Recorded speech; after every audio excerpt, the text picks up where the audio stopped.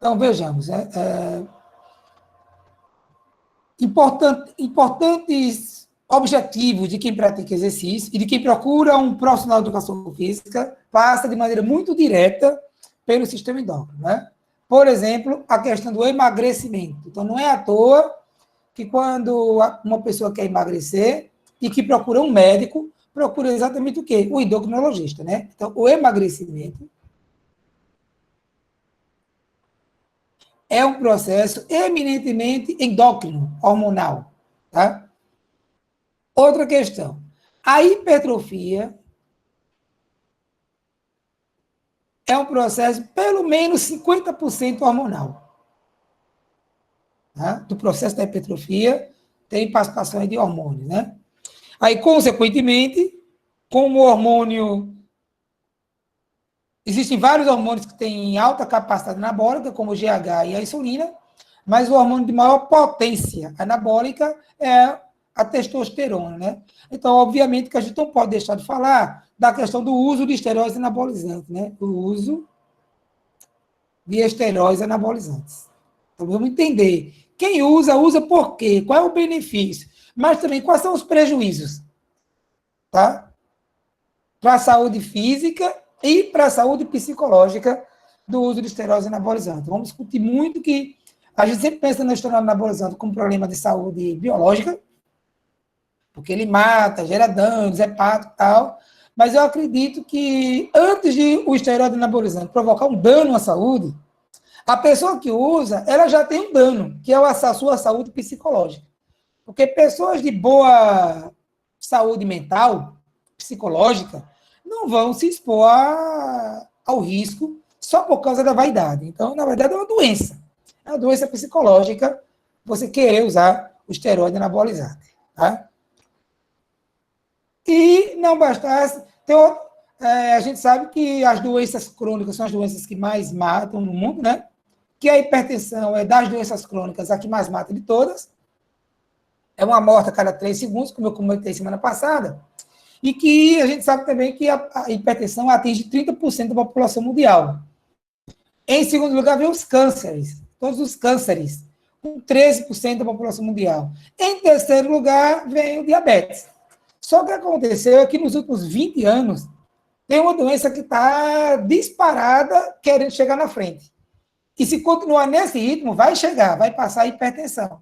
Que é o quê? A depressão. Então, a depressão é uma doença que hoje já atinge pelo menos 5% da população mundial. Já tem estudo encontrando prevalência de 20% de depressão em algumas populações específicas. E é a que mais cresce. De longe, é a doença que mais cresce no mundo. Tá? Se continuar nesse ritmo, parece-me, não tenho um dado assim exato, mas parece que em 2030 já vai ter mais gente deprimida no mundo do que hipertenso no mundo. Ou seja, vai superar 30% de prevalência na população mundial, a depressão. E a depressão é um problema também eminentemente hormonal. São hormônios que estão envolvidos na depressão e são hormônios que estão envolvidos no tratamento da depressão e na prevenção da depressão. O que é que isso tem a ver com nossa aula? É porque os hormônios que estão envolvidos na prevenção e no tratamento da depressão são hormônios que são produzidos quando a gente pratica exercício físico. Então, notem que 3 importantes fatores. A maioria das pessoas que querem exercício querem o quê? Querem emagrecimento ou querem hipertrofia, né? Tá? E não é a doença mais prevalente, mas é a que mais está crescendo no mundo, também tem relação direta com a endocrinologia, tá? Com a atividade hormonal, ok? Isso sem falar no desempenho esportivo, que eu não vou colocar aqui, porque, na verdade, muitos recursos ergogênicos que são usados para melhorar o desempenho esportivo também são do tipo hormonal, tá? E muitos efeitos do exercício que ajudam o atleta a melhorar seu desempenho também são questões hormonais, tá? O professor... Crescimento, a importância do sono para o atleta é por causa de hormônio, tá? A recuperação pós-treino é hormônio, tá? Nem vou colocar aqui que a gente não vai conseguir adentrar muito nisso, não. Mas eu não vou deixar de falar disso, tá bom? Pois não? Quando o senhor falou aqui que as pessoas procuram exercício para emagrecer ou para hipertrofiar, Eu diria além, acho que é por questão de vaidade, porque a maioria não entende que emagrecer, que obesidade é doença. Acha só que ficar magro é ser É, bonito, tá entendendo? então, Assim, exatamente. não é pela doença, é pela estética, né? De querer ficar magro e ficar bonito. Isso, exatamente, tá? Tanto que quando eu for discutir um pouquinho sobre esteroide anabolizante, eu vou colocar isso para vocês, sabe? Que a gente está sempre acostumado a ver esteroide anabolizante do ponto de vista dos efeitos colaterais ligados à hipertrofia, mas não é. Tem muito mais coisa mais importante envolvida no esteroide anabolizante, que é justamente a questão da vaidade que leva a pessoa a literalmente atentar contra a sua saúde. E uma pessoa que comete um atentado contra a sua saúde não pode estar num estado psicológico normal. Então, eu diria que é a decisão de usar esteroide anabolizante, antes do problema dos efeitos colaterais, tem que pensar no efeito do que fez a pessoa usar, que no meu ponto de vista, é um distúrbio psicológico.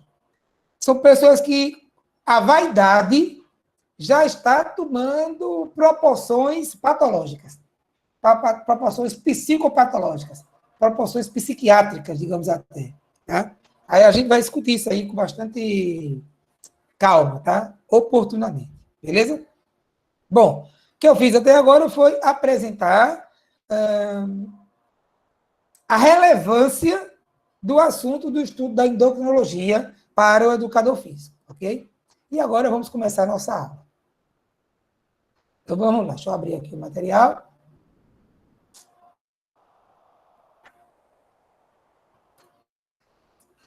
Vocês estão com endocrinologia do exercício. Então, a aula é endocrinologia, o assunto, na verdade, né? É endocrinologia do exercício. Deixa eu tirar isso aqui, que isso não vale mais. Nesse site, nesse aqui vale mais.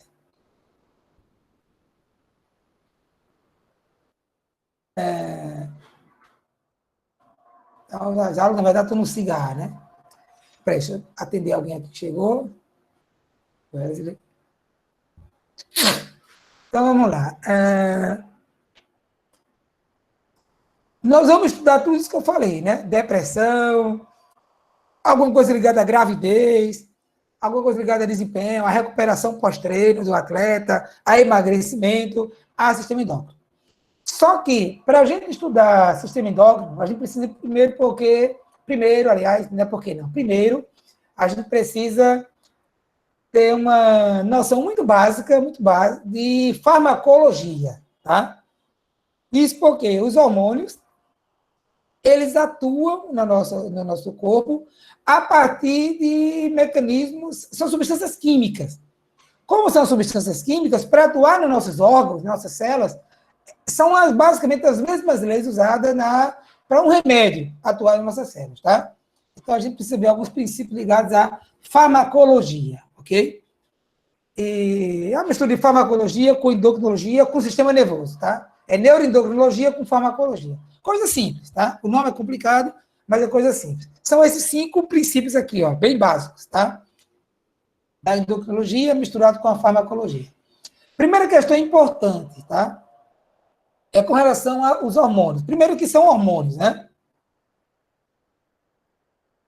E o que é o sistema endócrino, na verdade? Então, na verdade, o nosso corpo, ele é provido de glândulas. Glândulas.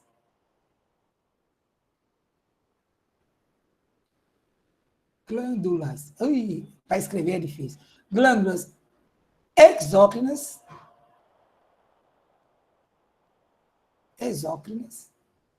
Glândulas endócrinas.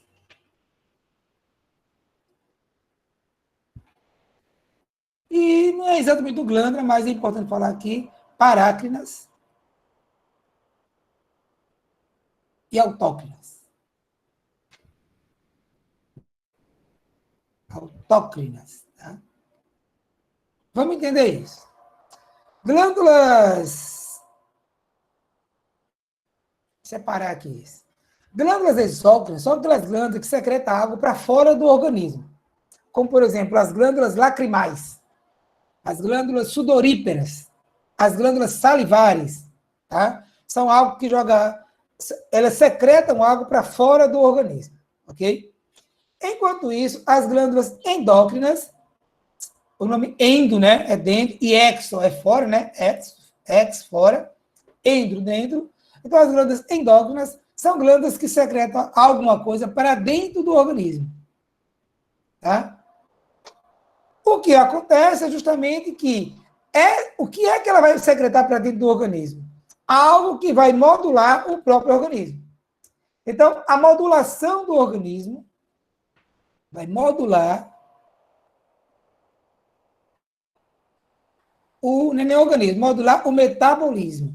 Então, as glândulas endócrinas secretam substâncias que modulam o metabolismo, tá? Essas substâncias endócrinas que regulam o metabolismo são chamadas de hormônios. Então, tudo que está acontecendo nesse momento com o meu organismo e com o de cada um de vocês está sendo regulado por hormônios. Se vocês, nesse momento, estão deprimidos, é o hormônio que está fazendo isso com você. Se você está triste, é o hormônio que está fazendo isso com você.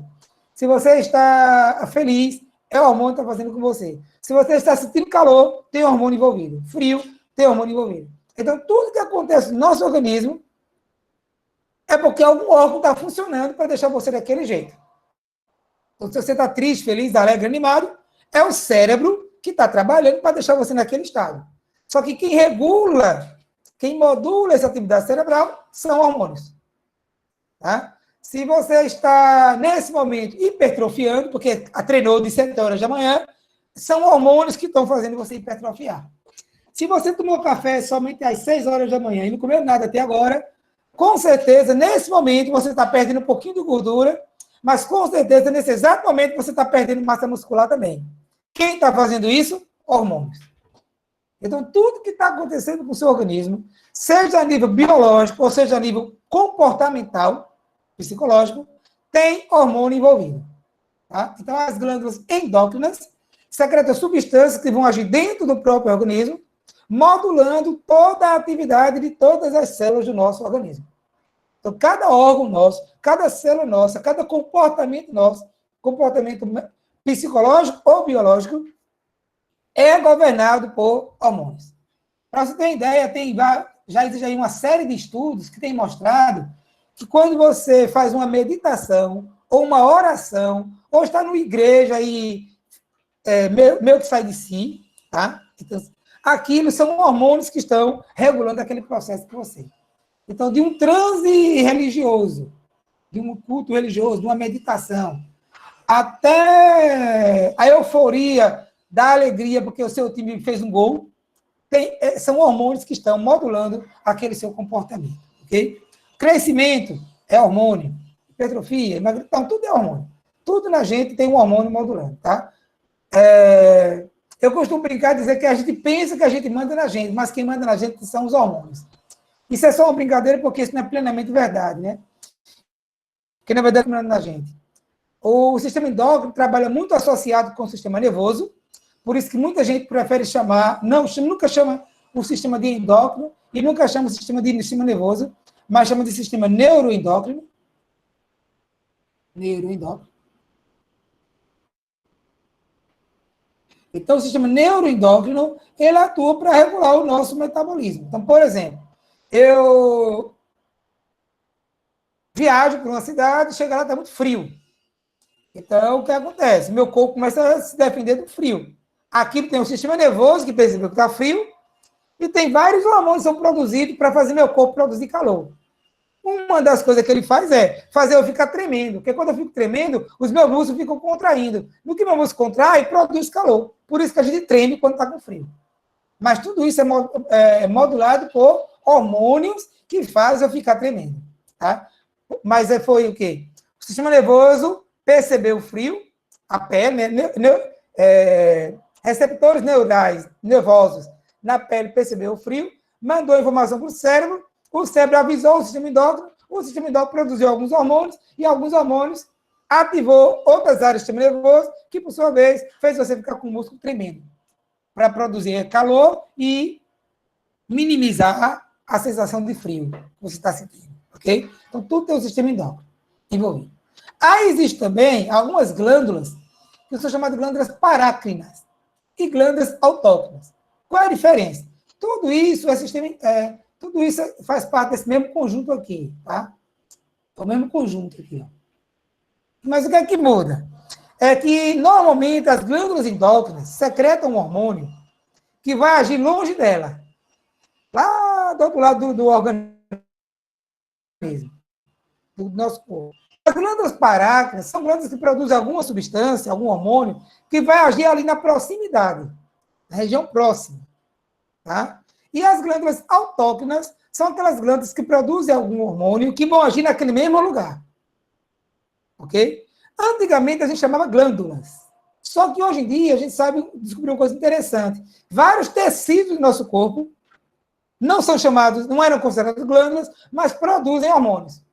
Dois dos mais importantes, a nossa gordura corporal produz diversos hormônios, e os nossos músculos também produzem diversos hormônios. Então, a gente costumava chamar de glândula, mas não é exatamente glândula, são órgãos, tá? Então, quando o órgão produz um hormônio que vai agir longe dele, é um órgão endócrino.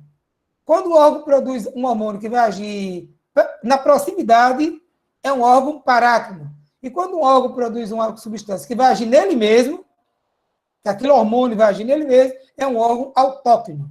O músculo, por exemplo, produz hormônios que vai agir nele mesmo e fora dele. Então, o músculo ele tem ação endócrina para alguns hormônios e tem ação autócrina para outros hormônios. O músculo produz irisina, que age tanto nele quanto fora, melhorando o metabolismo, deixando você mais saudável, tá? Mas ele produz, por exemplo, o IGF, que age nele mesmo. Então, ele atua tanto autocrinamente quanto endocrinamente, ok? Mas é uma glândula, não posso chamar exatamente de glândula, né? Então, hoje a gente tem chamado de um órgão endócrino, não exatamente uma glândula endócrina, mas um órgão endócrino, ok? Dito isso, voltemos para cá. Então, nós temos dois tipos de hormônios, tá? Os hormônios podem ser esteroides, que é quando eles são feitos a partir de gorduras, tá? Ele é feito, na verdade, a matéria-prima para ele é o colesterol. Aquele colesterol que a gente viu, que mata a gente e tal, por que o organismo produz? Porque o organismo precisa de colesterol, tá? Tem de outros aspectos para produzir hormônios. Então, o colesterol é a matéria-prima dos hormônios esteroides. O colesterol tem uma parte dele lá chamada de éster. São os ésteres do colesterol. Então, os ésteres do colesterol se transformam no hormônio. Os hormônios que são formados a partir dos ésteres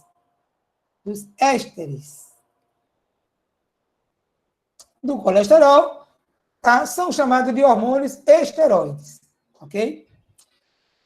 Outros hormônios, que são maioria, tá? São formados de aminoácidos, tá? Então, por isso são chamados de hormônios peptídicos ou hormônios proteicos. Por que o nome peptídico? Quando você tem um único aminoácido, você tem um aminoácido. Quando você tem mais de um aminoácido juntos, você tem um peptídeo. Tá? Quando você tem 30, 40 aminoácidos juntos, você tem um polipeptídeo. E centenas de aminoácidos juntos, você tem uma proteína. Então, o nosso músculo é uma proteína porque ela tem milhares de aminoácidos. Tá? Então, um aminoácido, um conjunto de alguns aminoácidos, peptídeo, um conjunto de muitos aminoácidos, polipeptídeos, muito assim, uma quantidade razoável, 10, 15, 20 aminoácidos, polipeptídeo, e um conjunto de milhares de aminoácidos, proteína. Então, toda proteína é constituída por milhares, centenas, pelo menos centenas de aminoácidos. Tá? Então, esses aqui são formados, usam como matéria-prima os aminoácidos. Ok? Isso faz uma profunda diferença, tá? Não é só uma mera definição, não. Essas diferenças vão ver aqui nessa animação. O que acontece? É que a membrana celular é feita de quê? É uma bicamada lipídica, né? Deixa eu ver aqui. A membrana celular é uma bicamada lipídica. Deixa eu buscar direto aqui na fonte, que está dando errado aqui. Cellular Activity of Hormone.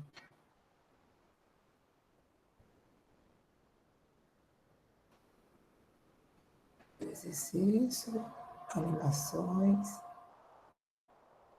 sistema endócrino.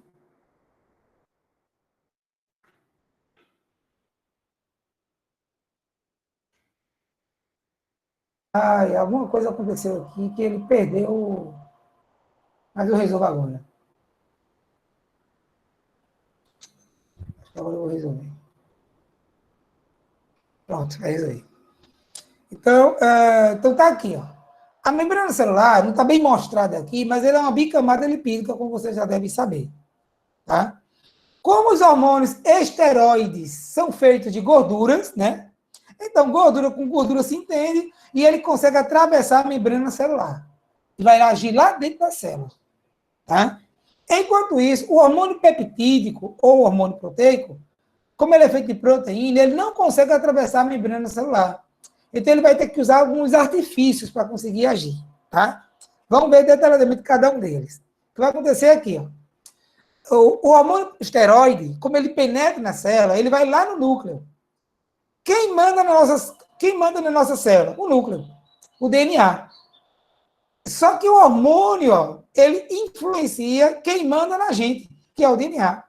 Ou seja, a minha cor, a doença que eu vou ter, se eu vou hipertrofiar, tudo isso, o DNA, para tudo que acontece na sua célula, o DNA está trabalhando.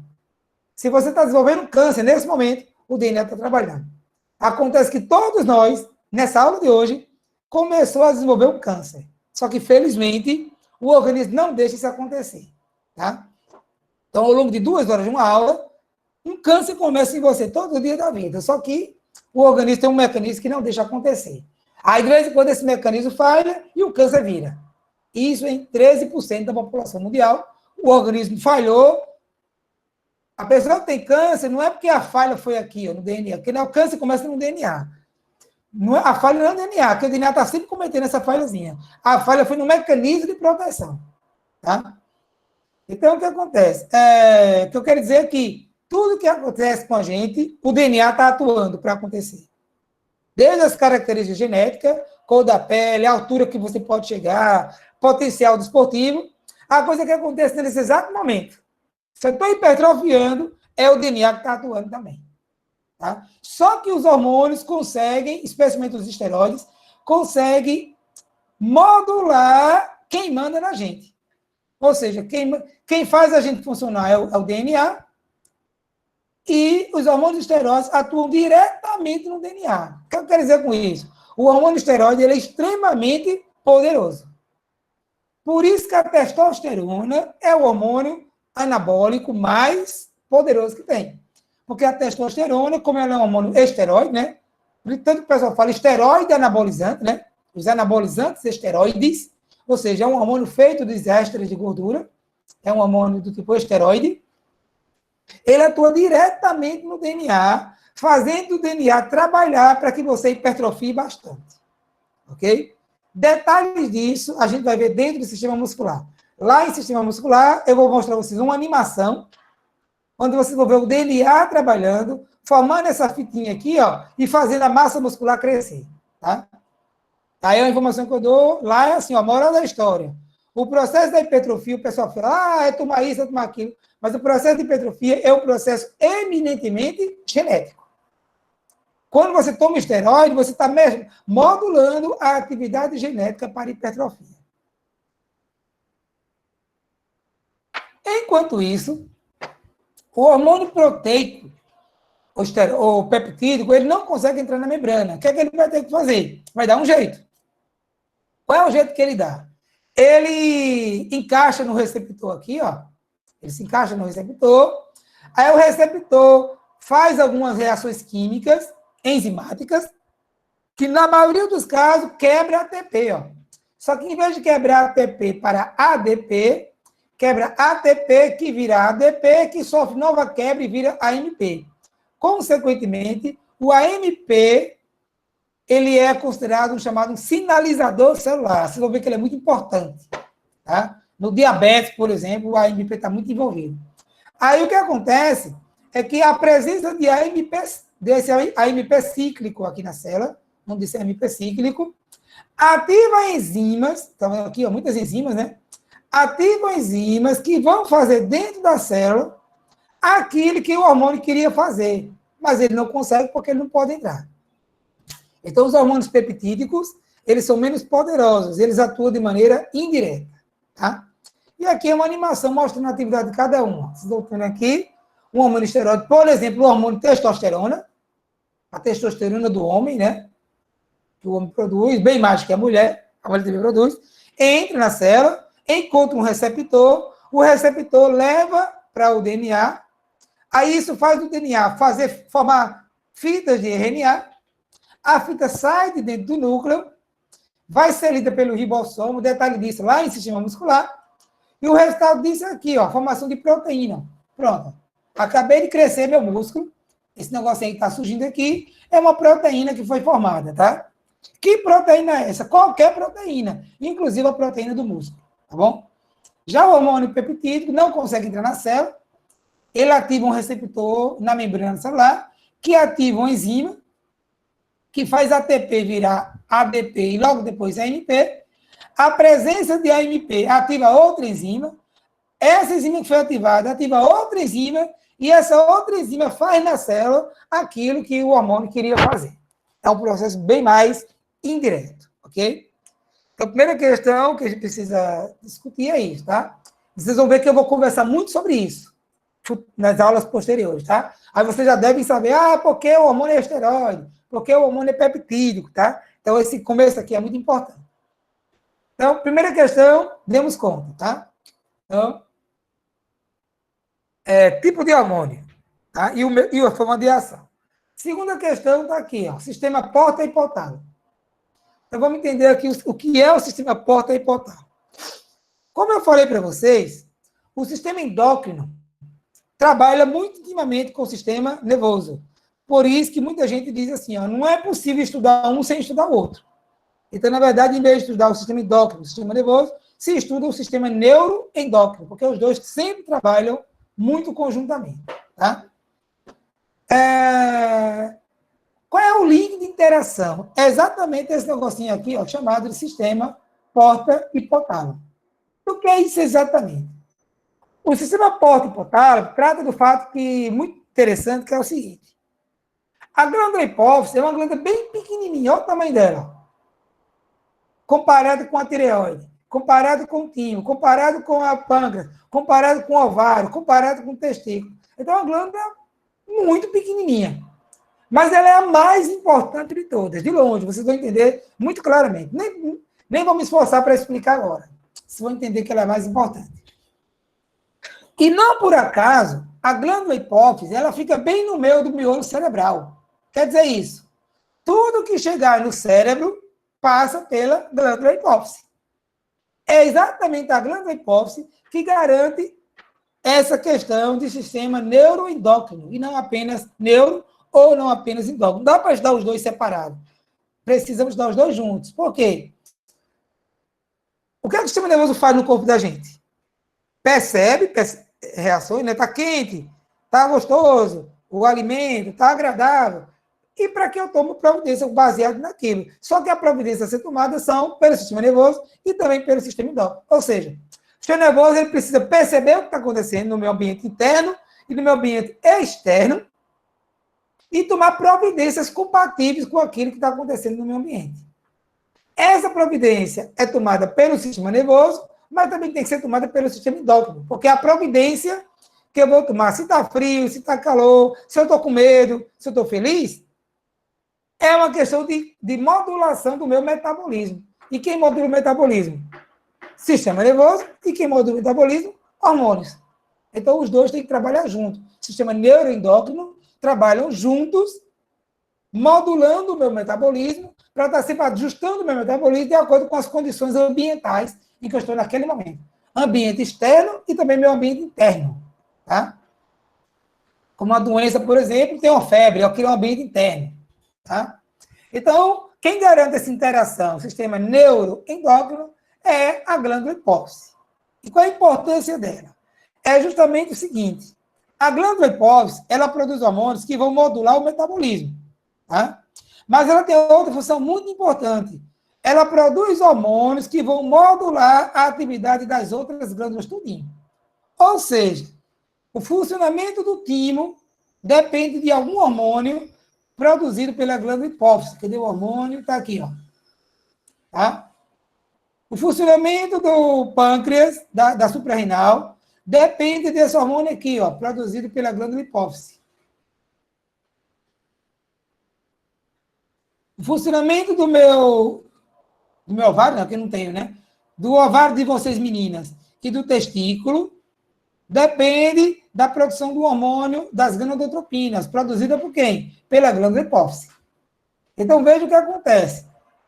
Para nosso corpo funcionar, as glândulas têm que produzir hormônios. Só que quem determina a produção dos hormônios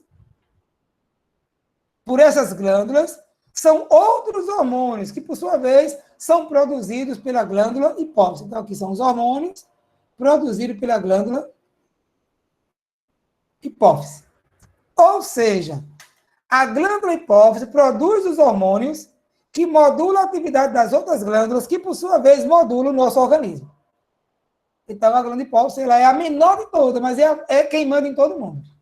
O funcionamento de todo o nosso organismo é dependente da menor glândula que nós temos, que é a glândula hipófise. Ok? Então, quem garante essa interação entre a glândula hipófise, que manda em todas as outras glândulas, e a necessidade das outras glândulas trabalhar ou não, é o sistema nervoso. O sistema nervoso é quem diz, ó, está frio aqui fora, eu preciso produzir um pouco mais de calor.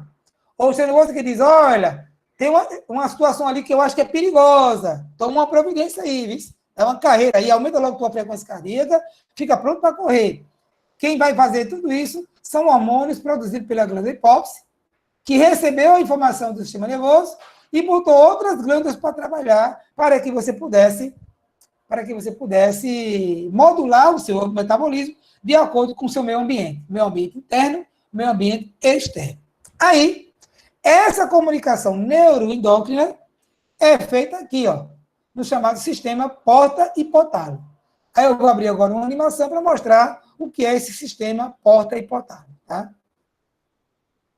Então, o sistema porta-hipotálamo é uma comunicação química e neural que acontece entre o sistema endócrino e o sistema nervoso. Esse aqui é o cérebro, que recebe as mais diversas informações, frio, calor, medo, emoção, alegria, tristeza, doença. Aí tem uma comunicação direta, ó, uma comunicação neural para a hipófise, e o sangue que passa pelo cérebro também passa por esse sistema aqui, ó. Tem toda uma irrigação sanguínea, tá vendo aqui, ó? Então, o sangue que passa pelo cérebro também passa pela glândula hipófise. Então, às vezes o sangue, ele sinaliza para o cérebro o que está acontecendo. Sangue quente. Você está fazendo exercício, o sangue esquenta. Aí avisa o cérebro, está quente, eu preciso transpirar mais. Então, a composição química do sangue e também sinais elétricos que passam pelo cérebro também passa pela hipófise, garantindo que tudo que chega no cérebro, a hipófise fica sabendo. E vai tomar as providências cabíveis. Qual é a providência cabível? Produzir o hormônio que vai fazer certa glândula produzir o outro hormônio que vai modular o organismo de acordo com aquela necessidade que foi detectada pelo seu cérebro. Exemplo prático, para quem não entendeu essa confusão de um produz o outro, que produz o outro, que produz o outro. Você está andando na rua, uma rua um tanto deserta, e você vê a 100 metros de você, 50 metros de você, uma pessoa com uma atitude suspeita, que você desconfia que pode ser um ladrão que quer te roubar. Quem viu isso? Seu olho, né? O olho percebeu a imagem e mandou a informação para o cérebro. O cérebro processou. O cérebro disse, olha, eu estou no Brasil. No Brasil tem muito ladrão. Então, uma pessoa sozinha, olhando para mim, eu estava do outro lado da rua. Quando ela me viu, atravessou a rua, isso é um ladrão. Se eu estivesse no Japão, na Dinamarca, eu nunca pensaria isso. Tá? Mas aqui no Brasil eu já tenho informação. Ó, isso é uma atitude suspeita. Tá? E o que acontece? Aí meu cérebro recebe a informação. Existe um perigo aí na minha vida, iminente. Aí, por causa daquelas conexões neurais e sanguíneas, né? Sanguíneas e neurais, a hipófise recebe a informação. Ó, tem um perigo aí à frente. Aí a hipófise, sabendo do perigo, o que é que faz? Produz esse hormônio aqui, ó, o hormônio adrenocorticotrópico. Aí o hormônio adrenocorticotrópico vai lá na minha suprarrenal, que é outra glândula cá, ó, uma glândula fica em cima do rim, a minha glândula suprarrenal, e faz a minha glândula suprarrenal secretar adrenalina e noradrenalina. A adrenalina e a noradrenalina, o que é que elas fazem? Dilata a minha pupila, eu já começo a olhar para as casas, tá? Dilata a minha pupila, aumenta a minha respiração, dilata meus bronquíolos, aumenta a minha frequência cardíaca e já prepara o meu organismo para correr. Ou para tomar alguma providência para fugir daquele ladrão. Entendeu? Por outro lado, mas foi uma interpretação, eu vi algo e meu cérebro interpretou como um risco. Por outro lado, se eu estiver no Japão, se eu estiver na Dinamarca, isso jamais vai acontecer. Eu estava no Japão ano passado, aí a gente foi treinar um dia no ginásio, que a gente foi um ano também no ginásio. E o ginásio eu achei interessante, porque ele é todo aberto, não tem porta, não. É um ginásio bonitinho, no meio de um residencial, tá? E não tem porta. Todo mundo lá cuida muito bem das coisas, né? As pessoas, da cultura, né? O ginásio sem porta, e eu abri meu computador e tal, né? E fiquei trabalhando e esqueci o computador. Fui embora. O ônibus chegou para levar para o hotel, esqueci. Aí eu ligo desesperado para para a tradutora, né? A gente tem uma mulher que é brasileira, que mora no Japão, casada com japonês, e ela é a nossa guia, né? Ela é a nossa guia e nossa tradutora. Aí eu ligo para ela, olha, eu esqueci meu computador no ginásio. Né? Aquela coisa, vem aqui, passa aqui no hotel, dá um jeito aí, resolve o problema. Ela bem tranquila. Ah, esqueceu. O que é que você quer fazer? Quer pegar hoje ou quer deixar para pegar amanhã? Aí quando ela disse, quer deixar para pegar amanhã, eu me toquei, eu estou no Brasil não, eu estou no Japão. Ou seja, se eu deixasse o computador lá, em cima da mesa do ginásio, ia ficar lá até semana que vem, se eu quisesse. Ninguém pega. Aí ela percebeu minha angústia e ela achou que eu queria o computador porque eu tinha que trabalhar nele. Aí disse, não, beleza, deixa lá. Não, mas você ligou? É porque você quer. Aí eu disse, não, é que você vai trabalhar nele hoje, né? Eu disse, não, vou trabalhar não. Aí ela achou que eu estava minimizando, aí foi lá, pegou o computador e trouxe no hotel. Entendeu? Porque ela achava que eu estava ligando no desespero, porque eu ia perder uma noite de trabalho sem o computador. Mas não era com medo do computador ser roubado. Entendeu? Então, na verdade, a gente age de acordo com a informação que tem. Então, se eu estou no Japão, estou andando numa rua, uma pessoa atravessa para o meu lado, a pessoa não vai imaginar nunca que é um ladrão. Aqui, né, a gente já pensa diferente. Tá? Um amigo meu morou um tempo na Dinamarca, ele falou que chegou lá, ele estava lá batendo papo com um amigo e tinha um pessoal no bar, estava no barzinho tomando cerveja, e no outro lado era um barzinho também. Aí chegou lá dois adolescentes e ficaram lá conversando sentados na calçada, fora do bar. E pegaram as carteiras, o celular e botaram lá no chão. Daí eles perceberam daqui a pouco, eles entram e deixam lá o celular no chão com a carteira, entendeu? Eles imaginaram que eles foram no banheiro, só que demoraram coisa de 5, 10 minutos. E o celular e a carteira lá no chão o tempo inteiro. E eles ficaram acompanhando, e ele percebendo, né? Aí o cara entrou, ficou lá 5, 10, 15 minutos, sei lá o tempo que ficou, voltou, pegou a carteira normal e foi embora. Entendeu? Então, a interpretação depende de informações prévias do cérebro. E o sistema nervoso central aproveita para responder. Falei esses dois exemplos, né? Porque a gente está no período eleitoral e, claro que nem devo, né, fazer campanha política, jamais faria, mas a gente, às vezes, se acostuma muito com coisa ruim, sabe? No Brasil, a gente vive uma coisa que é uma coisa séria, né? A gente vive brigando para escolher quem vai roubar a gente. E eu acho impressionante como, em plena época política, não se levanta uma voz de indignação contra o roubo dos políticos. Tanta gente rouba, tanto, e a gente não faz nada.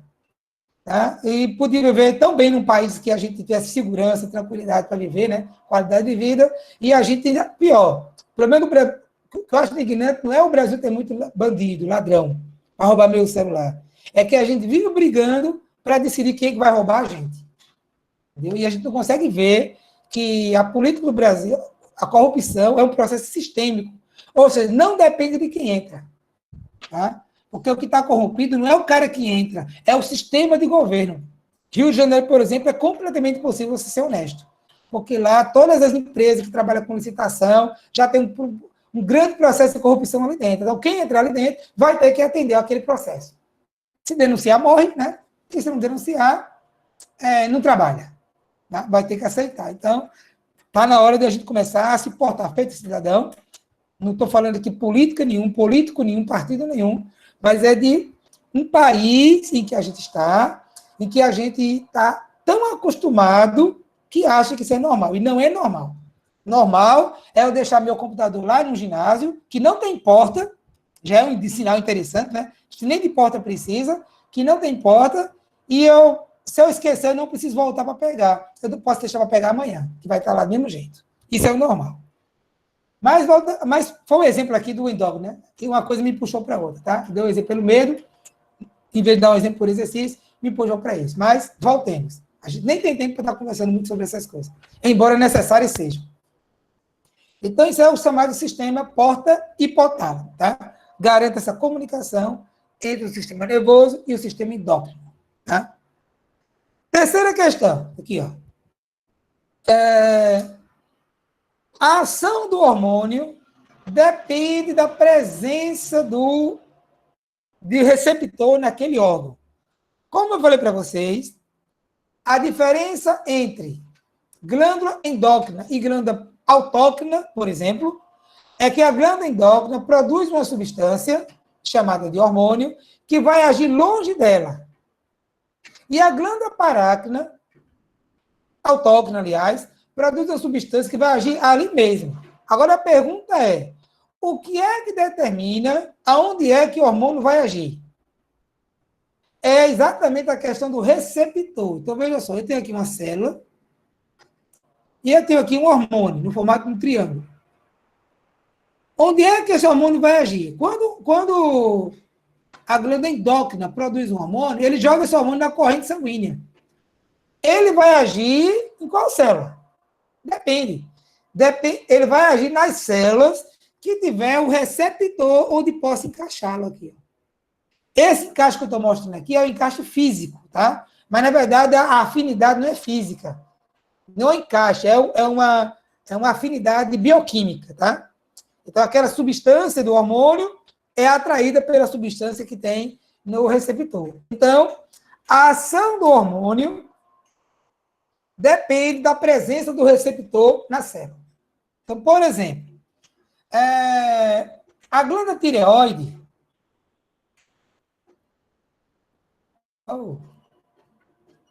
A glândula. Não é que não. Trocando aqui os slides. Cadê? Aqui.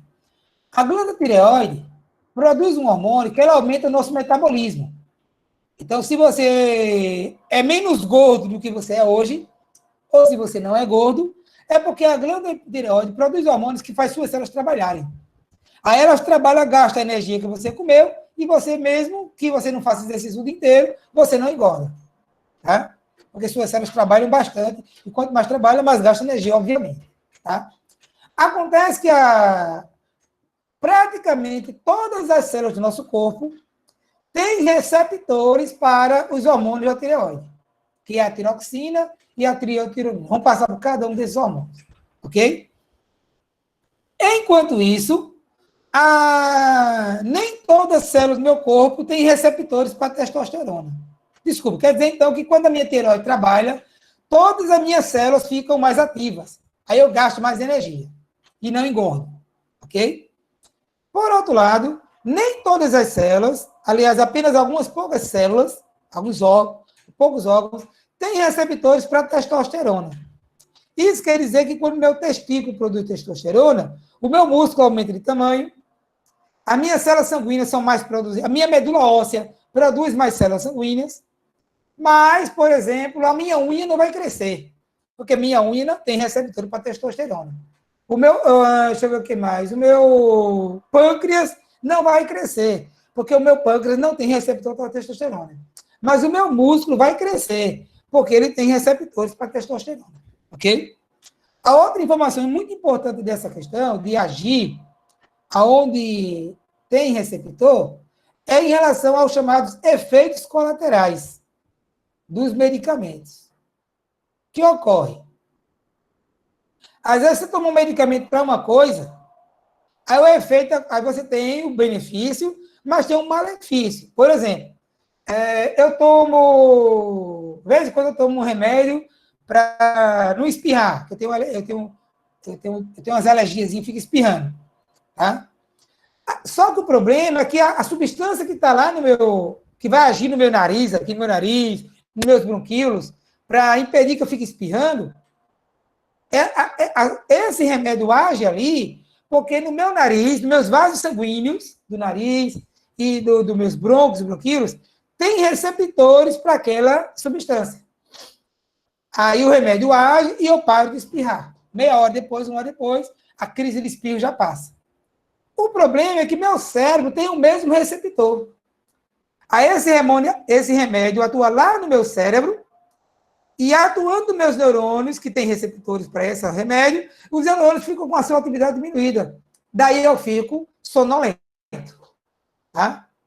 Eu dou esse exemplo exatamente porque alergia é uma coisa extremamente comum em muitas pessoas, né? Então, vários de vocês, de vez em quando, precisam tomar um antialérgico, né? Um antihistamínico, né?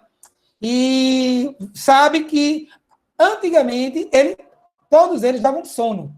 Só que a farmacologia desenvolveu uma tecnologia nova que é o seguinte: os receptores que atuam são estimulados, são ativados pelo remédio para tirar a crise de alergia, são chamados de receptores H, ou seja, receptores histamínicos.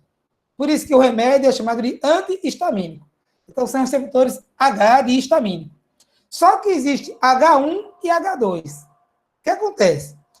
Aqui na minha região do meu nariz, eu tenho tanto H1 quanto H2. Eu tenho os dois. Só que eu tenho mais H1 e menos H2. Já no cérebro é o contrário. No cérebro eu tenho mais H2 e menos H1. Então, os remédios, antigamente, eles eram antihistamínicos, que eles se encaixavam nos dois receptores. O encaixe acontecia nos dois receptores. Então, ele é mais eficaz, né? Porque no meu nariz eu tenho H1 e H2, consequentemente, a crise alérgica passa mais rápido, porque bloqueou os dois receptores. Mas ia lá no cérebro, bloqueava os H2 e eu ficava sonolento. Hoje em dia, tem remédio que ele não dá sono, é antialérgico que não dá sono. Porque ele só tem aquela substância, ele só encaixa no receptor H1. Consequentemente, não ativa os H2 que estão no cérebro e não dá sono em mim. Só que, curiosamente, eu tenho os dois aqui em casa. Por que eu tenho os dois? Porque quando eu tomo o remédio mais novo, ele não funciona tão bem em mim. Por quê? Porque no meu nariz eu tenho tanto o H2 como o H1. Como ele bloqueia, ele atua só no H1, os H2 continuam ativos, então às vezes eu tomo o remédio e não passa a minha crise, a minha corize não passa, tá? Eu não tenho sono, mas em contrapartida não é tão eficaz. Aí quando eu tomo à noite, quando eu estou com crise, eu tomo à noite, aí eu tomo o H2, eu tomo o antigo, que é até mais barato, inclusive. Aí o antigo é mais eficaz em mim, e ainda tem uma vantagem, né? Ainda dá um soninho em mim, né? Já que eu quero dormir mesmo, aí o sono fica até mais fácil de acontecer, ok? Tem gente que toma remédio, como Dramin, aquele remédio para ânsia de vômito, né? Não toma nem... E tem gente que toma antihistamínico só para dormir. Tem gente que tem dificuldade de dormir, aí toma esses remédios para dormir. Faça isso não, viu? Quem não tinha tido a ideia antes, não tome isso como uma ideia, tá certo? Então, a explicação está aqui, ó, porque a ação do hormônio depende da presença do receptor naquele órgão. Aí a gente vai discutir muito isso quando for discutir os suplementos para emagrecer, porque ele tem efeito colateral, e esse efeito que você dá para uma coisa e acontece em outra, porque o outro órgão também tem um receptor para aquela substância, é chamado de efeito colateral. Tá? O problema é que diversas substâncias para emagrecer têm efeito colateral, porque a gordura tem receptor para aquela substância, aí você aumenta a sua perda de gordura, mas outros órgãos também têm. Aí vem os efeitos colaterais. E os esteroides anabolizantes também. Tá? Esteroide anabolizante tem pelo menos 17 efeitos colaterais. Pelo menos. Eu digo pelo menos que vai surgindo novos. Tá? Novos vão sendo descobertos. Ok? Então, isso depende aqui, ó. O problema é que o hormônio atua num canto, mas atua no outro também. Beleza? Então, terceiro item apresentado. Quarto item é a dessensibilização do receptor. O que é isso? Quando um receptor, pode acontecer, deixa eu abrir aqui o quadro. Ó, eu tenho aqui uma célula e eu tenho os receptores dessa célula. Tá aqui, ó. Fica na membrana, tá? Ou dentro da célula, né? Depende. Se for para hormônio esteroide, o receptor está dentro da célula. Se for para o hormônio peptídico, o receptor está fora, está na membrana celular. O que acontece?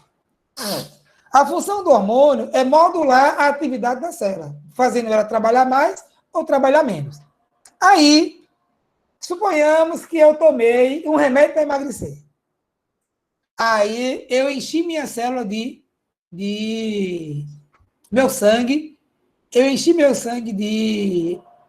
da substância, tá? Que pode ser, como eu escolhi, a gente está estudando aqui farmacologia, tá? A substância pode ser um fármaco ou pode ser um hormônio, tá? Como é um triângulozinho aqui, né? Eles vão todos encaixar. O problema está exatamente aqui, ó. Se meu organismo vai precisar produzir algo, ele produz só a quantidade certa daqueles hormônios, daquela substância, daquele hormônio, tá? Daquele fármaco. Aí o meu organismo, consequentemente, ele produz a quantidade adequada para aquele momento. Por exemplo, eu estou nesse exato momento, eu estou precisando emagrecer. Só que quando eu produzo o hormônio, a minha pressão arterial, meu vaso sob vasoconstricção. Tá? Isso é um efeito colateral, né? E minha gordura vai diminuir por causa da ação desse hormônio. Mas se eu tomar um remédio para emagrecer, o que vai acontecer? Eu deixo muito hormônio no sangue. A própria célula percebe que ela está trabalhando demais para fazer lipólise. E ela acha estranho, mas, ó, tá estranho esse negócio. Eu estou tendo lipólise demais, eu não preciso de tanta. Aí ela percebe que o defeito é que tem hormônio demais aqui, ó. Tem hormônio demais aqui, ó. Tá? O que é que ela vai fazer? Como a célula não tem como diminuir a produção de hormônio, porque você que está tomando aquele hormônio, ela só tem uma solução, que é justamente fazer isso aqui, ó. Dessensibilizar o receptor. O que é isso? O que é dessensibilizar? Ela vai alterar, olha para isso aqui, ó. Ela vai alterar a forma desse receptor, ó. Para que esse triângulozinho aqui agora não consiga mais encaixar aqui. Não encaixa mais. Tá? Outra coisa que ela faz é literalmente fazer o receptor desaparecer. Diminuir a quantidade de receptores. Para se defender daquele monte de hormônio. Outra coisa que ela faz é o receptor que estava aqui, ó, para fora. O receptor, ele vai para dentro da célula, ele se esconde. Se esconde abaixo, dentro da minha célula, para que aquele hormônio não atue mais. Qual é o resultado disso? Aquela substância que eu tomei para emagrecer, vai me emagrecer na primeira semana, na segunda semana, na terceira semana, depois já não emagrece mais. Ou seja, o efeito do remédio não acontece mais. Tá? Isso acontece tanto quando você toma suplementos ou medicamentos para emagrecer, quanto acontece quando você toma esteroide anabolizante. Por isso que quem usa esteroide anabolizante faz o quê? Faz o chamado ciclo. Eles fazem ciclos. Que faz? Tomam até o tempo que os receptores somem, aí depois param de tomar. Aí o que acontece? Quando some aqui o hormônio, quando o hormônio desaparece da corrente sanguínea, a célula diz, voltou ao normal. O que acontece? O receptor que tinha mudado de forma, ele modifica de novo. Os receptores que tinham sumido aparecem de novo. E os receptores que se esconderam dentro da célula vão para fora da célula de novo. Tá?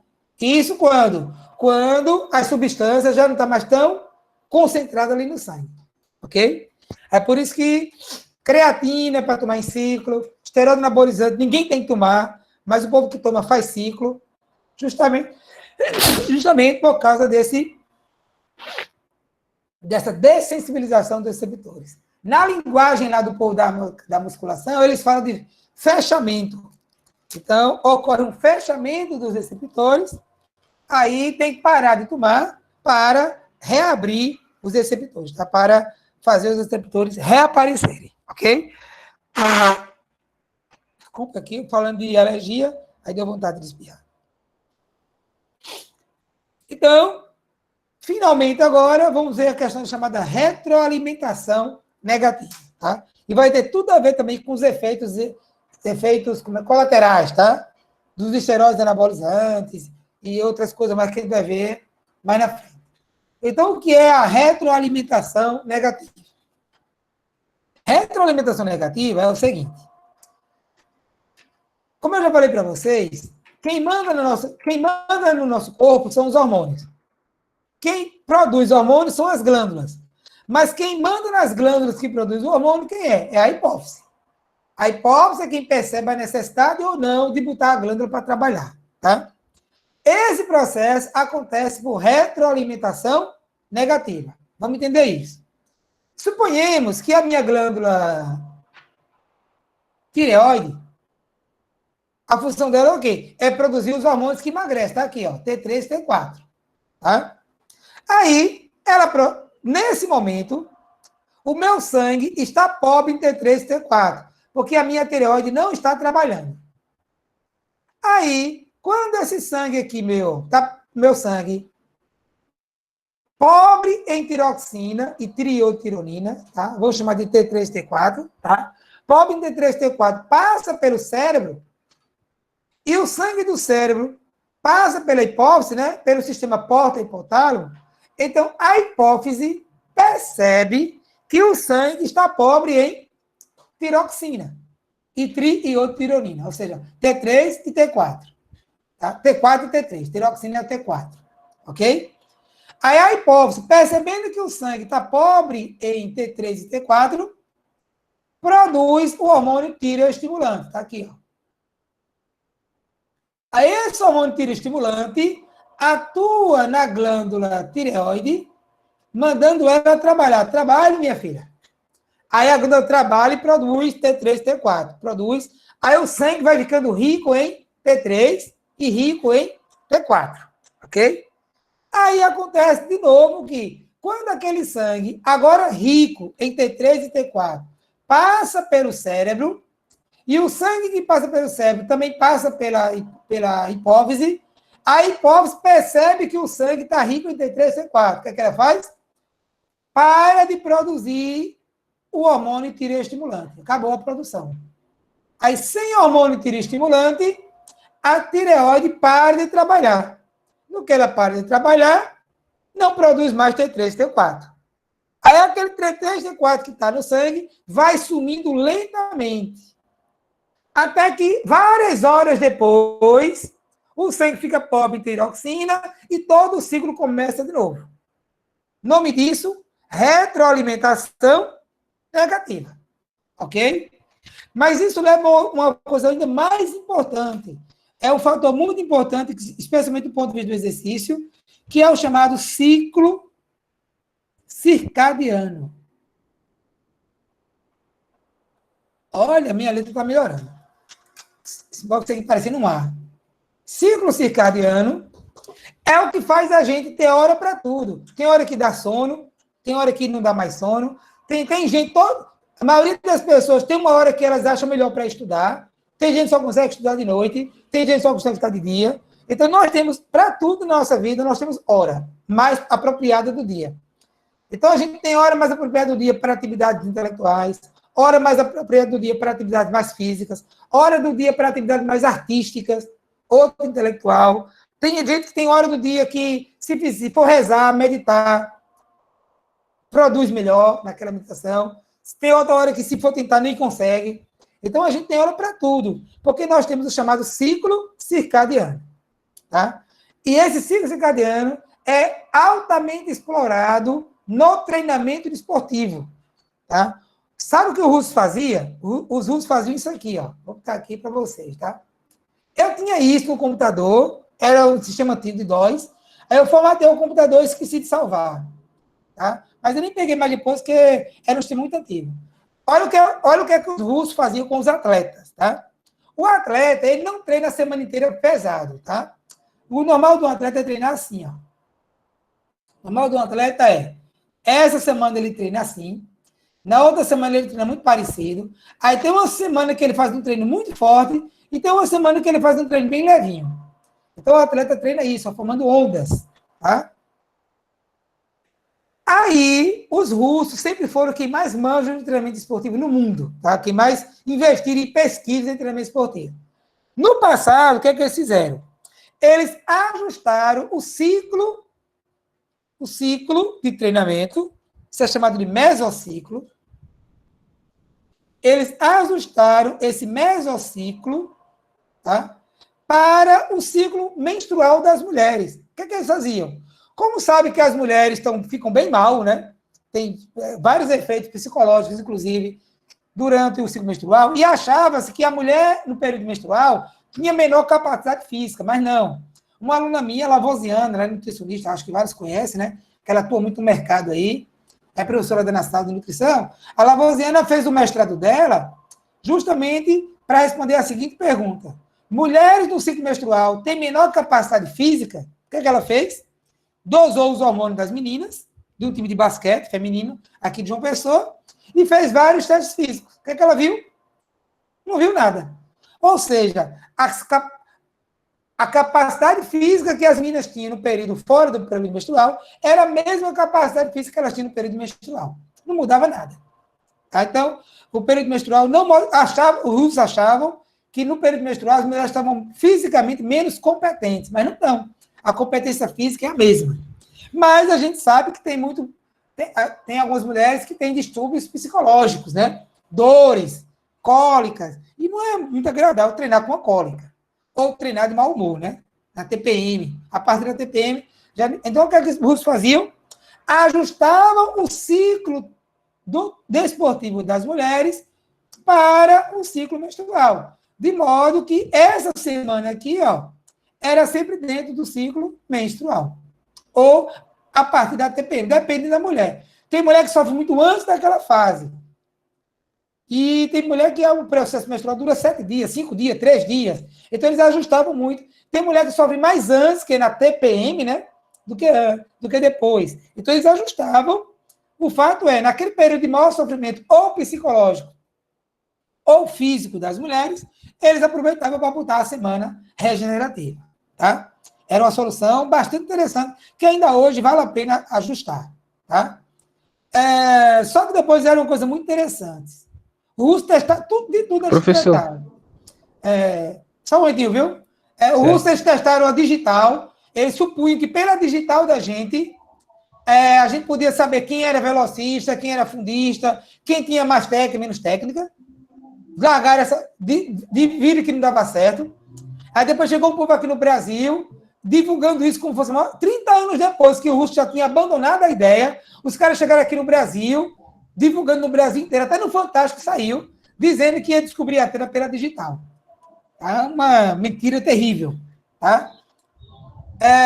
E outra coisa que os russos fizeram, antes de passar a palavra para quem pediu, eles conseguiram perceber que esse ciclo funciona no universo inteiro. O universo inteiro funciona com ciclo. Ciclo lunar, ciclo da Terra dando volta no Sol, o Sol dá volta no centro da constelação. Então, tudo no universo inteiro funciona com ciclos. Tudo. Nada no universo não funciona com ciclo. Aquela frase, eu adoro pegar trechos bíblicos e dar interpretações científicas, né? Então, aquela frase que tem na Bíblia que fala assim, tal como é em cima, é embaixo, se explica muito com o ciclo. O ciclo acontece de um átomo até um sistema planetário. Por exemplo, o que é um átomo? É um núcleo grande, né, muito grande, poderoso, com grande força, e um monte de elétrons girando em torno dele. Mas o que é o sistema solar? É a mesmíssima coisa. É uma estrela com um monte de planetas girando, graças à força gerada por essa estrela. Então, não existe diferença nenhuma entre um átomo, com o seu núcleo e os seus elétrons, e um Sol, uma estrela, que é um Sol, né? Com os planetas girando. Então, tal como é em cima, é embaixo. O micro é igual ao macro. E o ciclo, mesma coisa. O ciclo acontece desde o ciclo atômico ao ciclo do planeta, do Sol, girando em torno do centro na galáxia. Tá?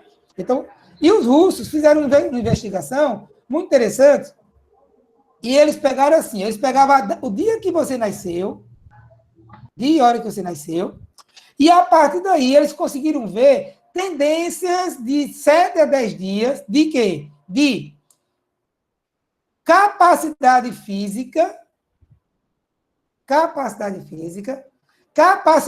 intelectual,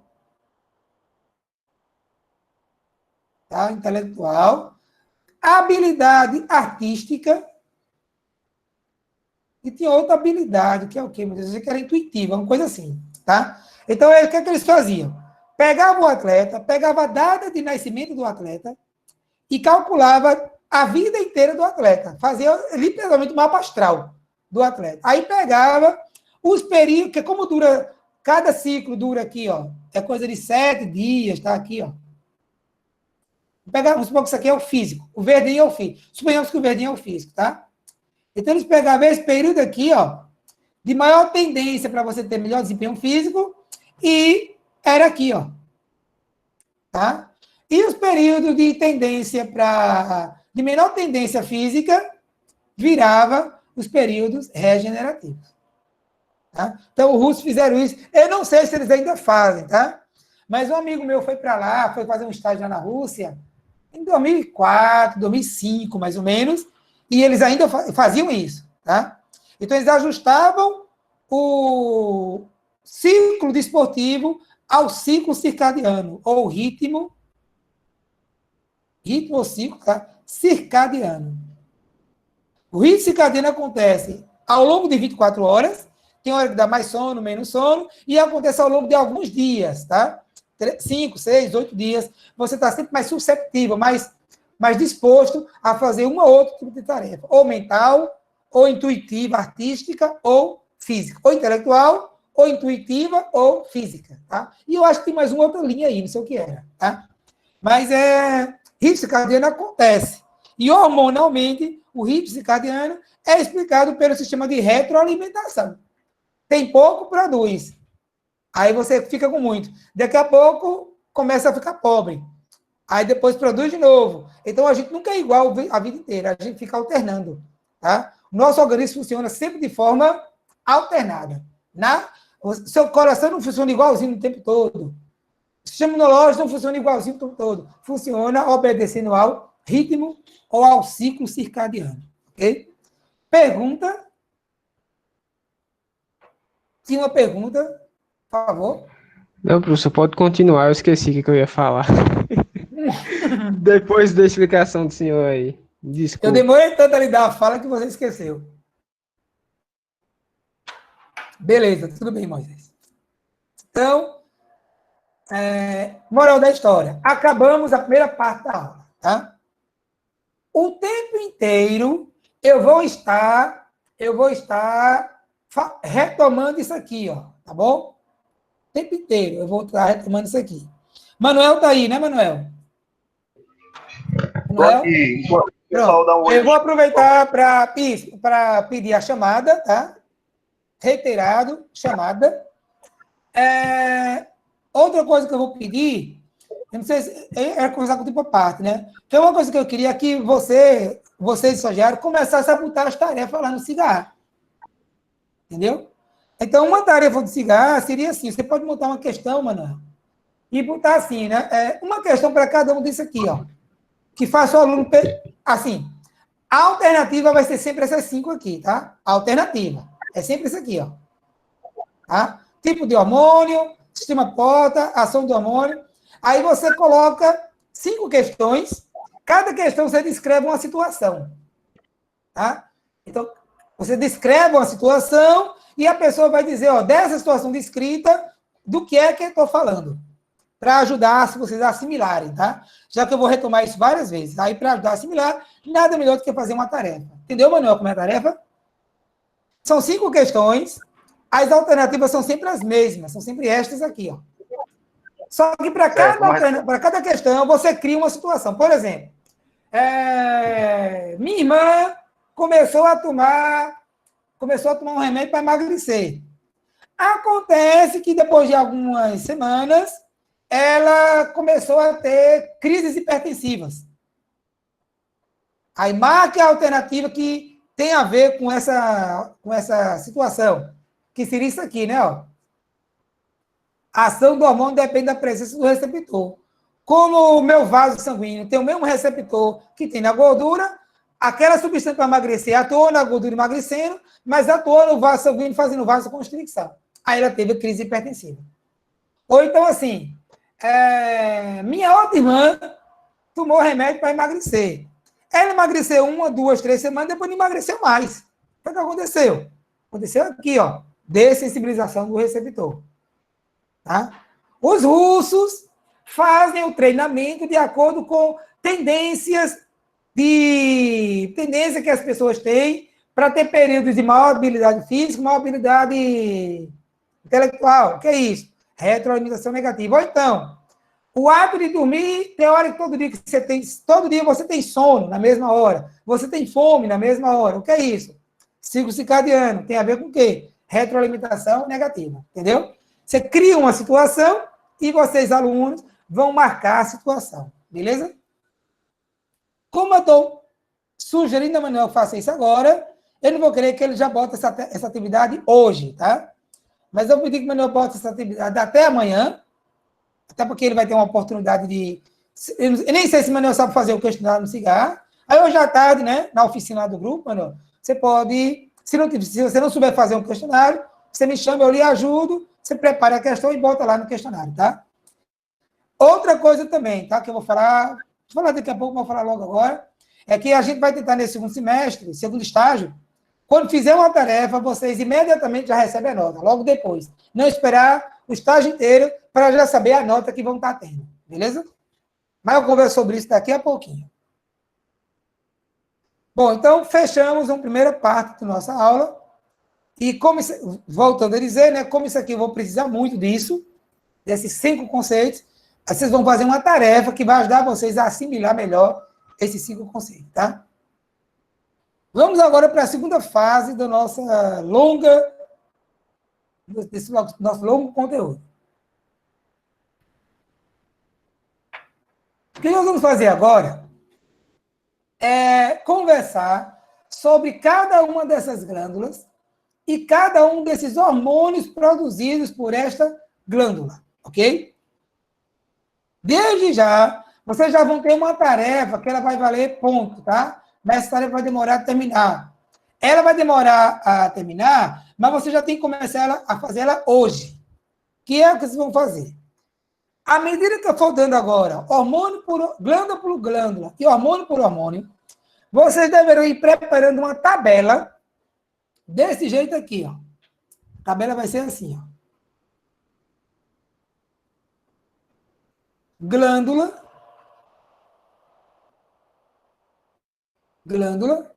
ok? Aí, por exemplo, aqui é a hipófise.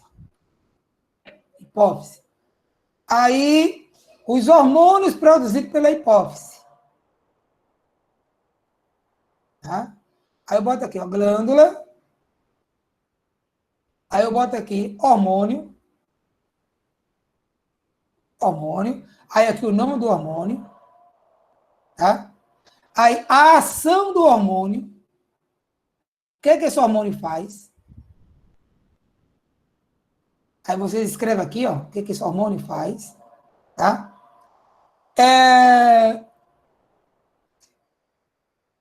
Qual a influência dele no exercício? Não, desculpa. O que é que o exercício faz com ela? O exercício estimula ou não estimula, tá? A produção desse hormônio. O exercício estimula ou não estimula? Por exemplo, vamos dar um exemplo. O hormônio, que não é aqui, né? Eu vou botar aqui, ó, testículo. Testículo, né? Aí, o testículo só produz o esteroide, né? A testosterona. Ação da testosterona. hipertrofia.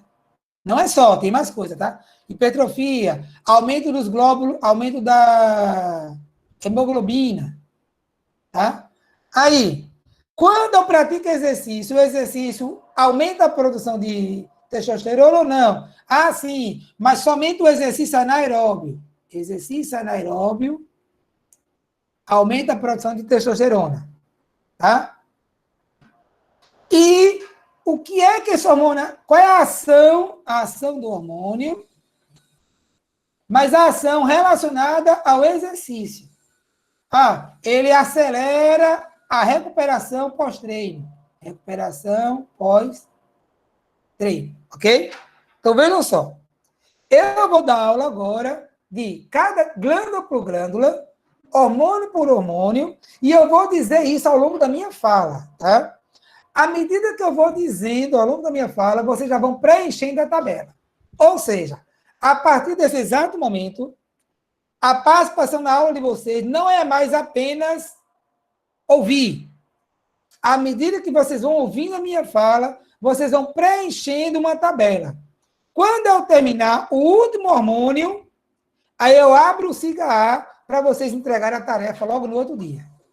Ok? Tá claro isso?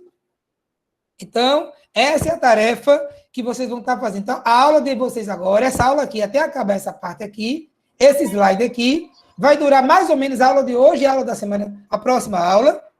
Vocês vão preencher a tabela. Não é agora, não é mais somente assistir. Vocês vão ter que assistir e vai fazendo anotações. Ok? Isso aqui eu vou tá salvo, eu já vou deixando aqui, daqui a pouco eu compartilho lá no WhatsApp, tá? Esse exemplo aqui, ok?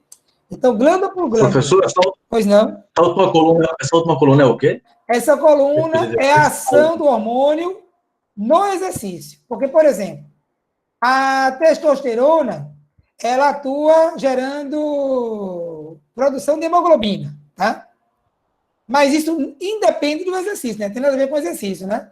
Só que a testosterona, ela auxilia na recuperação pós-treino.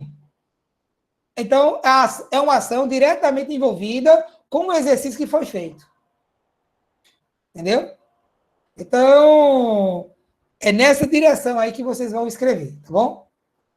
Então, glândula... Mas o que está escrito ali em cima? Exercício, ação no exercício, é isso? É ação no exercício, que é essa minha letra bonita, tá? Não é muito uma coisa... Então, é ação no exercício, ok? Vou até pedir mais uma coisa para Manuel, tá? Pedir para Manuel pegar esse negocinho aqui, transformar numa tabelinha legível, tá?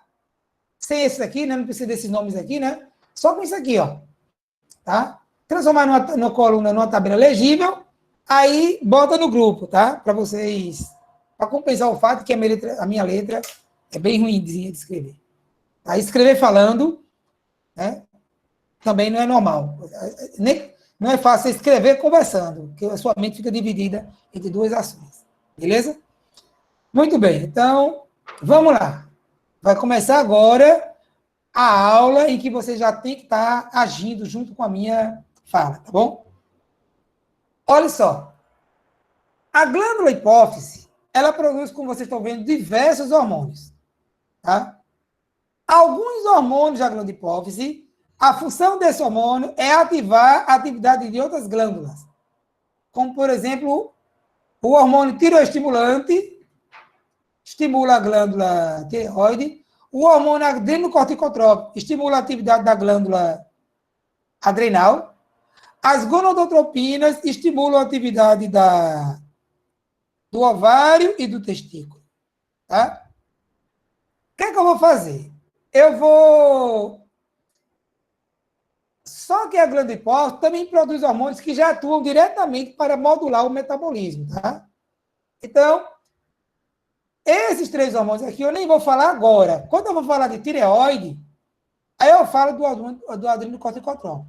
Quando eu vou falar de suprarrenal, aí eu falo do adrenocorticotrópico. Aliás, tireoide é o tireoestimulante, tá? Então, esse hormônio aqui e esse hormônio aqui eu não falo agora, tá? Eu falo quando eu vou falar da glândula que tem a sua atividade estimulada por esse hormônio. Então, para hoje, eu vou falar desses aqui, ó, tá? ocitocina, antidiurético, prolactina e endorfina, ok? Então, vamos lá. Vamos começar pela ocitocina. A ocitocina é um hormônio produzido pela hipófise, né? Tá óbvio, né? Então, aqui na tabelinha aqui, ó, vocês vão colocar aqui, o primeiro hormônio vai ser ocitocina. Já bota aqui o nome, tá? A ação do hormônio. A ocitocina é conhecida como hormônio do amor. Por que a ocitocina é conhecida como hormônio do amor? Porque é um hormônio que faz você ficar mais carinhoso, amável, paciente, tá? É literalmente o hormônio da mulher grávida, tá? A menininha agora, a Raíssa, não sei se é dessa disciplina da outra, acabou de ter menino. Na área da outra, tá? Então, ela está dopada de ocitocina. O sangue dela está dopado de ocitocina, tá? É um hormônio que tem muita relação com a gravidez. Eu vou dar o exemplo aqui pela gravidez, mas ele vale para outra, para independente da gravidez. Tanto é que homem também produz ocitocina, ok? O que acontece? Todo mundo sabe que mulheres grávidas têm o chamado instinto materno, né? Toda mãe tem o chamado instinto materno. Salvo as situações patológicas, a mãe tem uma coisa chamada de instinto materno. O que é isso? Ou então acontece muito que, às vezes, a mulher engravida e não queria o filho. Mas, à medida que a gravidez vai avançando, ela vai começando a ganhar carinho, tá? Esse apego pelo filho. Ou então acontece também, muito comum, né? A menina engravida, solteira, o pai só falta matar a menina e o namorado. Quando o filho nasce, é o maior amor, um amor eterno pelo filho. Aquilo que era tão indesejado antes, virou uma coisa tão desejada depois, tá? Eu tenho um amigo que todo dia, na semana, ele saía para farrar com os amigos. Todo dia. Era normal, a mulher já era acostumada. Quando teve o filho, nunca mais saiu de casa. Queria ir para casa, queria ir para casa, queria ir para casa, e hoje é um super pai. Tá? Então, ele era da farra, da barca, até o filho nascer. O filho nasceu, virou um marido de verdade, e um pai de verdade. Entendeu? É justamente isso. É um comportamento modulado pela ocitocina, tá? Então, acontece que a mulher, ela engravida, e à medida que a gravidez começa a ficar bem visível, 3, 4, 5 meses, ela começa a produzir o hormônio ocitocina. Ok? Daí, o hormônio ocitocina vai garantindo aquele instinto de proteção da mãe para com o filho. Nota um dado interessante. O ser humano é o único animal do planeta Terra que depende dos pais por longos tempos. Tem animais que, assim que nasce, já é pai para um lado, mãe para um lado e animal para o outro. Eu acho que é o cavalo que é assim que nasce já vai embora. Só vai mamar e acabou. Tem animais que nem o pintinho e a galinha, não. Depende ainda da galinha por um pequeno período de tempo. Depois, nem se reconhece mais como pai e mãe. E a maioria dos animais, o adulto não reconhece mais o pai ou a mãe. Não entende mais, né? Tá? E enquanto o ser humano, não. É o único ser que depende por muitos anos dos pais para a formação completa. Tá? E não é só comer, tá? Porque qualquer menino, depois de 5 anos, já consegue pedir comida no meio da rua. Mas é a formação. Mas por que isso? Não é que o ser humano é mais frágil que os outros animais. É exatamente pelo contrário. Como o ser humano é um ser mais completo do que outro animal, não basta comer. Não é só comer. Tem a comer e tem a formação cultural de todo ser humano para viver em sociedade. Então, por isso que o ser humano sempre vai depender dos adultos por longos períodos. E, obviamente, a formação cultural é muito dada pela família. Daí a importância da família. Tá? Então, a importância da família não é um processo somente religioso. É um processo biológico-cultural. Para garantir a sobrevivência do ser humano no planeta, é necessário garantir a formação cultural. E a formação cultural não é algo que se dá em 2 dias, 3 dias, nem 1 ano, nem 2 anos. São décadas para formar culturalmente uma população. Tá? Então, obviamente, que o ser humano tinha que ter um instinto de proteção. Por quê? Porque criança dá um trabalho enorme. Criança dá trabalho, criança tira seu sono, tá? Criança tira sua paciência, mas o instinto de proteção tem que ser maior do que o trabalho que dá, tá? Muitos solteiros só entendem um filho depois que tem. Muito não, acho que é impossível. Eu que sou pai, sei, eu acho que é impossível você entender o que é ter um filho enquanto não tiver, tá? O instinto de proteção, pois não? O senhor falando agora na questão do instinto de proteção, né? E Sim. eu comecei a comparar algumas coisas no reino animal, né? Sim. Então, vejamos só como é a situação. Parece que o instinto de proteção ele é diferente nos mamíferos de que em outros animais que não são mamíferos. Vamos colocar dois exemplos, né? O exemplo das tartarugas, por exemplo, e o exemplo da onça. Né? A onça é um mamífero, né? Quando ela tem a oncinha pequenininha, Isso. então ela vai amamentar e vai proteger até ela sentir que ele tem idade suficiente para se proteger só. E Isso. até caçar, né? Procurar o alimento e Isso. se alimentar. Já no caso da tartaruga, não, né? A tartaruga chega na beira da praia, põe os ovos e vai embora. Tem certo tempo, quando tem a explosão dos ovos, né? Aí as tartarugas saem debaixo da terra e vão se arrastando para o mar. Então ali já é o meio de sobrevivência que elas têm por si só, sem a presença da mãe. Exatamente. Mas sabe o que acontece? Eu acho que não é tão linear o processo, não. Que, por exemplo, a galinha, que não é mamífero, os pintinhos dependem da galinha aí por algum tempo depois. Bem menos, né? Mas eles ainda ficam lá tratando a galinha como mãe e a galinha ainda protege os filhotezinhos por alguns dias depois que o ovo eclode. Entendeu? Pois é. Aí, isso aí também coloca a gente para pensar, né? Porque a galinha ela é um animal ovíparo, né? Mas então, exato. Assim como a tartaruga. Mas a galinha ela tem instinto de proteção. Isso. Né? A gente tenta pegar um pintinho, então ela avança, né? Para poder proteger exatamente. a cria. Tá? Mas o fato é o seguinte... Parece que isso é muito mais comum muito mais comum entre os mamíferos. Não, agora mamífero todo mamífero protege, exatamente. Tá? Então, veja, o que eu quero mostrar é que esse comportamento de amor, de carinho, é determinado pela ocitocina. A ocitocina participa de maneira essencial, tá? Por isso que ele é chamado de hormônio do amor. É quando você desenvolve carinho, empatia, proteção pelas pessoas, entendeu? Da mesma maneira que uma pessoa que fica indignada de ver um animal na rua sendo maltratado e leva para casa para cuidar, aquilo é a ocitocina tá atuando em você também. Como eu digo, todo comportamento seu tem um hormônio explicando aquele seu comportamento, tá?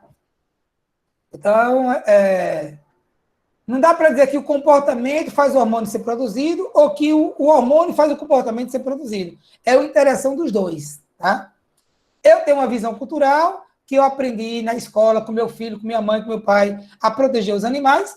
Aí eu vejo um animal na rua, minha cultura já está lá programada. Eu sou programado culturalmente para proteger um animal. Então eu vejo um animal em situação de dificuldade, tenho pena, tenho dó dele e vou proteger. Então, o meu comportamento cultural fez meu cérebro produzir ocitocina. Pronto, vai acontecer o contrário também. Eu virei pai, então eu estou cheio de ocitocina. Antes eu vi um animal na rua, como que chama? E não dava, nem prestava atenção, só que agora eu estou cheio de ocitocina que eu acabei de virar pai. Aí eu cheio de ocitocina, olho para aquele animal e já quero cuidar dele, coisa que semana passada eu não fazia antes do meu filho nascer. Então, às vezes, o processo cultural faz o cérebro produzir ocitocina e, às vezes, o hormônio que você já está lá faz você ter comportamentos que você não teria em condições similares, entendeu? Então, só que a ocitocina ela não atua somente no cuidado materno, tá? A ocitocina é literalmente o hormônio da gravidez. Por quê? Ela vai fazer mais outras coisinhas importantes. A ocitocina é quem provoca as contrações que vão fazer a mulher expulsar o menino de dentro dela. Ou seja, as contrações prematuras, as contrações pré-parto são estimuladas pela ocitocina. Tá?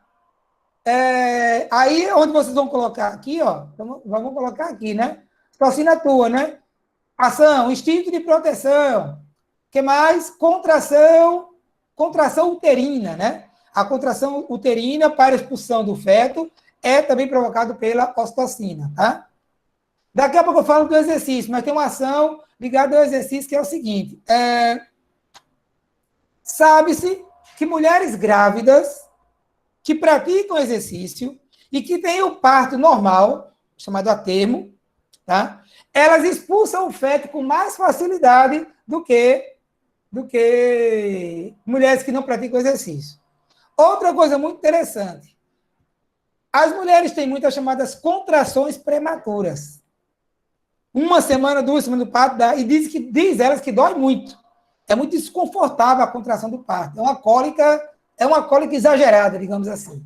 Tá? Acontece que mulheres que praticam exercício têm menos contrações prematuras. Então, aqui, ó, menos contrações prematuras. É um efeito do exercício. É menor quantidade de contrações. Então, a mulher sofre menos antes da gravidez e durante o parto é mais, vamos dizer assim, é menos desconfortável, tá? O parto é mais rápido, menos desconfortável. Então, são ações, efeito do exercício, já ou seja, são alguns efeitos da ocitocina que foram graças ao exercício físico, ok? Daqui a pouco eu falo aqui a questão do que é que o exercício faz com a ocitocina, ok? Então, a ocitocina... Eu queria que o senhor repetisse essa última parte aí, eu não entendi direito, não. No carinho, na empatia, no instinto materno de proteção, tá? A ocitocina, mulheres que praticam exercício físico, elas regulam o nível de ocitocina. Mulheres que não praticam exercício, elas ficam tendo pico muito alto de ocitocina, naquelas semanas pré-parto. Aí, aqueles picos altos de ocitocina provocam muitas contrações prematuras. E mulheres que praticam exercício modulam a produção de ocitocina, diminuindo as contrações prematuras. Tá? Finalmente, como a mulher que pratica exercício tem uma modulação melhor da ocitocina, a ocitocina atua melhor durante o parto da mulher que pratica exercício é mais rápido e menos desconfortável. Não dá para dizer que um parto é confortável, né? Mas ele é menos desconfortável. Ok?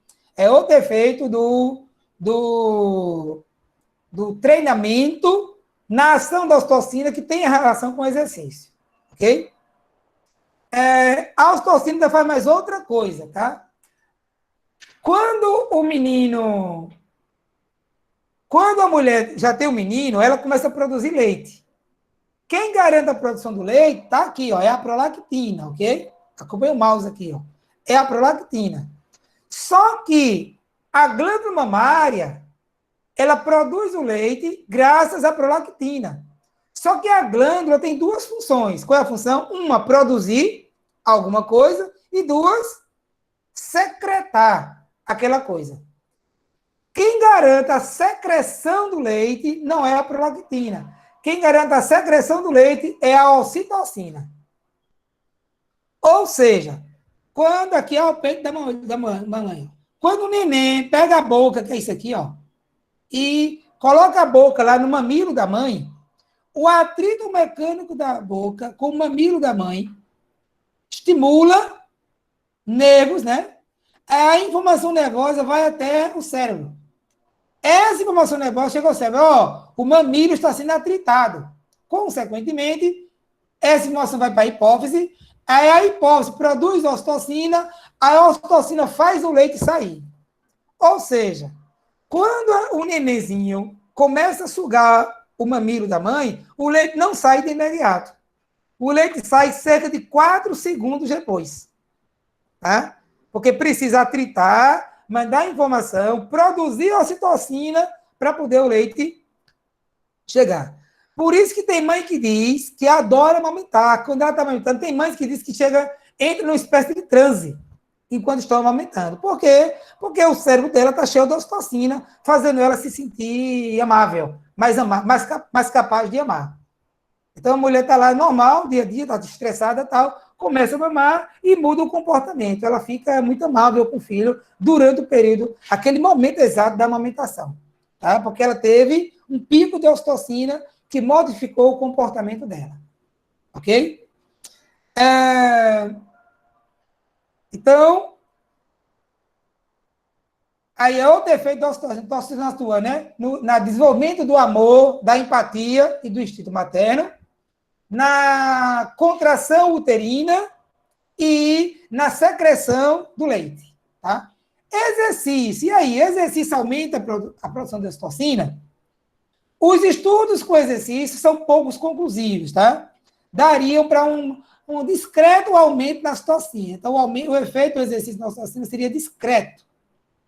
Entretanto, tem uns estudos bem interessantes que mostraram que esses exercícios que têm um lado de meio que espiritual, como o Tai Chi Chuan, como yoga, como biodança, chamado práticas alternativas, tá?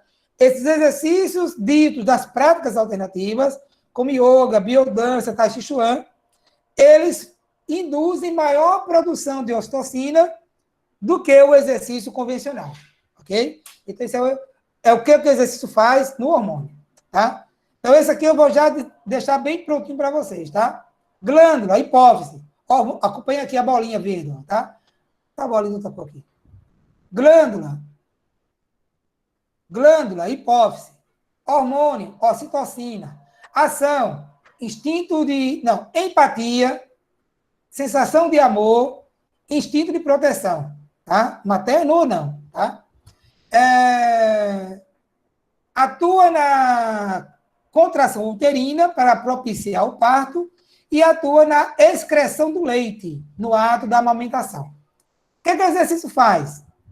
Os dados são pouco conclusivos, mas mostram um discreto aumento da ocitocina com o exercício físico. Entretanto, quando o exercício é algo do tipo das chamadas práticas alternativas, como yoga, tai chi chuan e biodança, a produção de ocitocina é maior do que no exercício dito tradicional, tá? E qual é o efeito do exercício na ocitocina?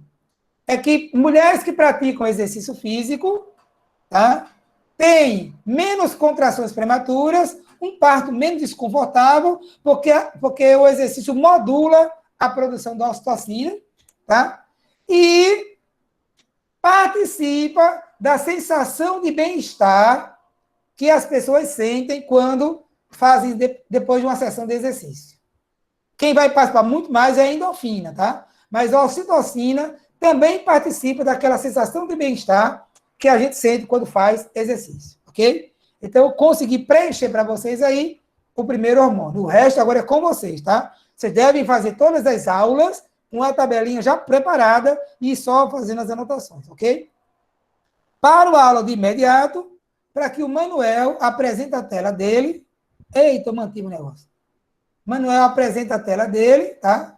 E vai mostrar a síntese do que foram as atividades desse primeiro estágio, ok? Pode tocar, Manuel. Beleza, vou compartilhar a tela.